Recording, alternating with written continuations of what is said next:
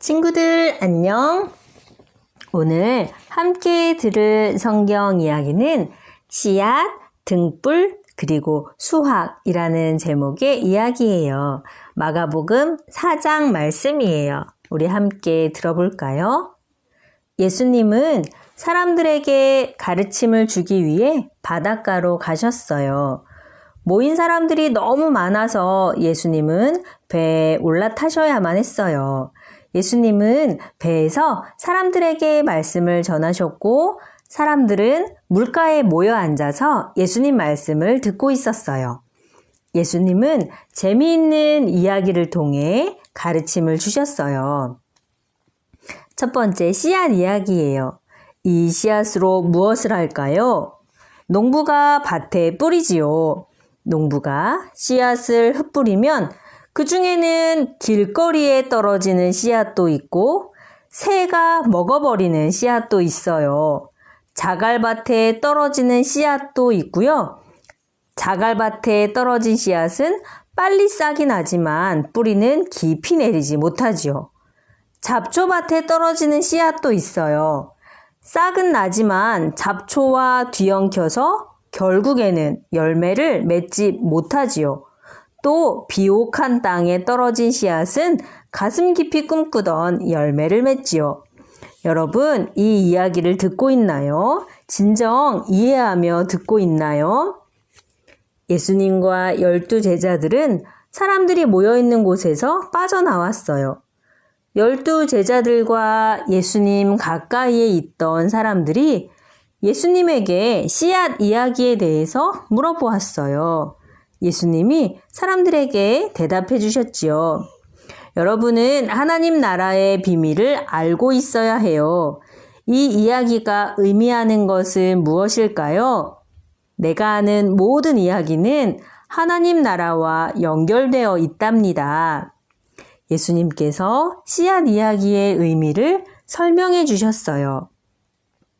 한 농부가 말씀을 심었어요. 길거리에 단단한 땅에 떨어진 씨앗 같은 사람들이 있어요. 그런 사람들은 하나님의 말씀을 들었더라도 그 말씀이 뿌리를 내리기 전에 사탄이 낚아채 가버리죠. 또 자갈밭에 뿌려진 씨앗 같은 사람도 있어요. 처음 말씀을 들으면 굉장히 열심히 대답하지만 마음이 사그라지면 어려움이 닥쳐오고 결국 아무 결과도 맺을 수 없는 사람들이에요. 또 잡초밭에 떨어진 그런 씨앗과 같은 사람들은 하나님의 말씀을 듣지만 해야 할 일과 갖고 싶은 것들에 대한 걱정으로 가득한 사람들이에요. 근심, 걱정이 말씀과 엉켜버려서 결국 결실을 맺지 못한답니다. 비옥한 땅에 뿌려진 그런 씨앗 같은 사람들은 말씀을 듣고 믿는 사람들이에요. 자신들의 소중한 꿈을 넣어서 열매를 맺는 사람들이지요. 예수님께서 말씀을 계속 이어가셨어요. 집에 등불을 가져와서 빨래바구니 아래나 베개 아래에 놓는 사람이 있나요? 등불이 누구에게나 잘 보이도록 탁자 위나 벽난로 선반 위에 놓지요. 이처럼 우리는 비밀을 숨기지 않고 말해야 합니다. 등불을 내놓듯 드러내야 하지요. 여러분, 내 이야기를 듣고 있나요? 예수님이 또 말씀하셨어요. 하나님의 나라는 농부가 밭에 뿌린 씨앗과 같아요. 농부는 씨앗을 뿌리고 잠자리에 들면 씨앗에 대해서는 잊어버리지요. 씨앗은 싹을 틔우고 자라나요. 농부는 무슨 일이 일어나는지 전혀 모릅니다. 땅은 농부의 도움 없이 싹을 틔워요. 처음에는 푸른 줄기가 나오고 그 다음에는 싹이 나오고 곡식이 자라나요.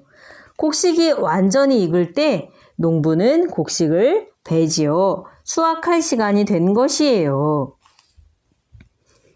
하나님의 나라를 또 어떻게 그릴 수 있을까요? 어떤 이야기로 표현할 수 있지요?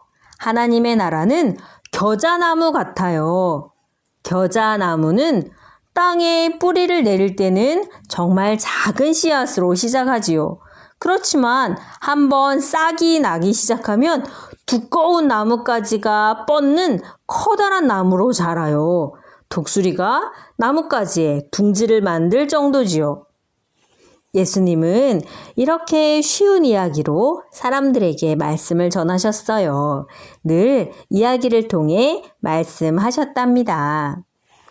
사랑하는 친구들, 잘 들었나요? 우리들의 순종도 나무처럼 자라난대요. 친구들, 하나님께 좀 더 순종하게 해달라고 함께 기도해 볼까요? 우리 다음 이야기로 만나요. 안녕.